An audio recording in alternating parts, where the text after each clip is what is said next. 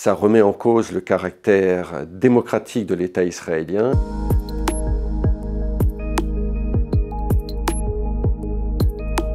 Cette réforme judiciaire portée par Benjamin Netanyahou et sa coalition d'extrême droite en Israël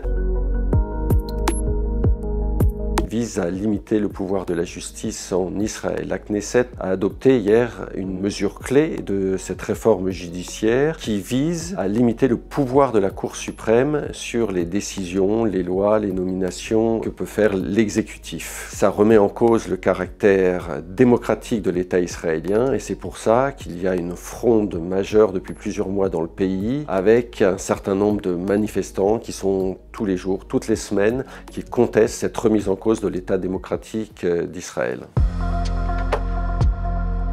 Parce qu'elle vise à remettre en cause, à bouleverser l'équilibre des pouvoirs en Israël, la règle du jeu institutionnel. Elle vise à imposer une vision ethno-religieuse de la société et à pousser un agenda de réforme par les coalitions religieuses d'extrême droite qui sont dans le gouvernement de Benjamin Netanyahou. Et c'est pour ça que c'est un tournant majeur de l'histoire du pays où on voit toute une mobilisation des artistes, la société civile, des syndicats qui menacent de se mettre en grève et qui devraient se mettre en grève, des réservistes de l'armée aussi qui sont vent debout contre cette réforme. On peut craindre une intensification du mouvement dans les prochaines semaines, vu qu'un certain nombre de dispositions liées à cette réforme vont aussi être introduites devant la Knesset. Il y a aussi une inconnue. Est-ce que la Cour suprême va invalider les mesures qui ont été prises par la Knesset? Donc on pourrait assister à un nouveau bras de fer entre la Cour suprême et la coalition gouvernementale de Benjamin Netanyahou.